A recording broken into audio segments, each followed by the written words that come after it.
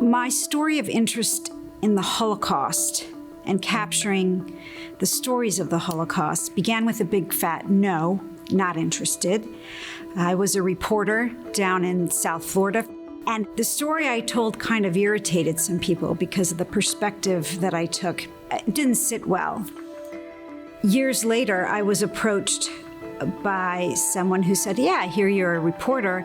I know someone who's a Holocaust survivor. Would you like to do a story on them? And I said, no. And she asked me 3 times. I thought the third time I will go, I'll spend 2 minutes, and then I'll leave. The minute I walked in the door, I realized the entire trajectory of my writing life was going to change. She is always committed to whatever she does. She always operates at a high level. She's very smart. And I really appreciate learning from her. So that led me to create Searching for Identity. Now it's a nonprofit organization, but it started off as a writing workshop for children of Holocaust survivors. For whatever reason, she asked me to be on the board of this nonprofit she has, Searching for Identity. I've been exposed to her in so many ways since then. I've seen her, running an organization, dealing with the people that are on a board, accomplishing all the things that she accomplishes. I'm blown away at all the different talents that she has. We have so few survivors left today. So it is up to the second gen and the grandchildren, the third generation, to carry on these stories. But more so, the clock is ticking because we have a responsibility to share with the world that the lessons of the Holocaust, it's a universal story. This is a story of humanity, of man's treatment of its fellow man, and how we can rise above it and move forward. So the plans for Traces over the next 2 years, we plan to get it translated into several languages. We also plan to do a Making of Traces film to understand the writing workshop and how people came to sit in front of that camera and share their story with the world. We also plan to do a Traces classroom edition, so it will be perfect for educators to use in that time period in the classroom. So we have a lot of work to do. Ultimately, someone calls me up, texts me, sends me an email. They want to screen that film. They want to show it in their classroom to their organization. I'm going to make that happen.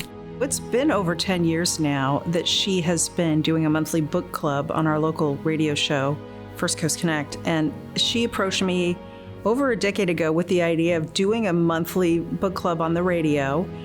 And we became friends, and the book club is going strong. To me, it's almost a sacred, personal act to just be with a book, that very personal experience, but then to come together as a group and discuss it and learn from one another.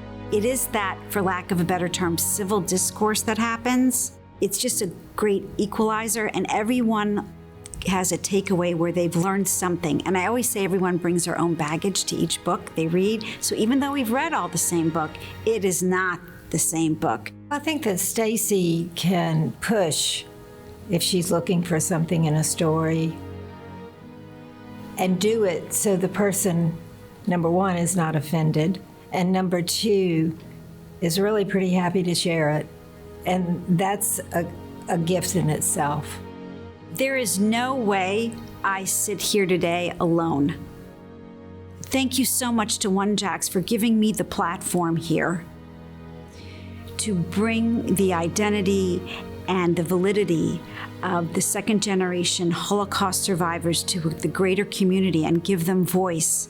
And for every person who has attended a writing workshop, and even for those who are just not ready yet to talk about their family's story, I thank you for even trying. Of course, this list would not be complete without thanking my wonderful husband, Bruce, and my boys, Bradley and Jeffrey. Of course, my incredible friends, the board of Searching for Identity, who has been such a great mentor en masse and individually. Cindy Edelman, John Taylor, Julia Taylor, Melissa Ross, the mentorship that you have given me, I will never, ever be able to repay, and that you even still pick up the phone or answer my text is a miracle.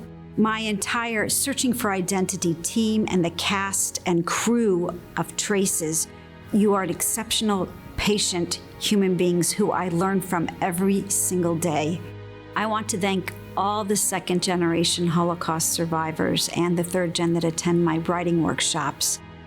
I'd like to thank the Rogozinski family, all 3 brothers who appeared on screen, and their spouses and family who have been so supportive as Traces has gone out into the world, and also Debbie and Mel Gottlieb, who also understand the importance of storytelling.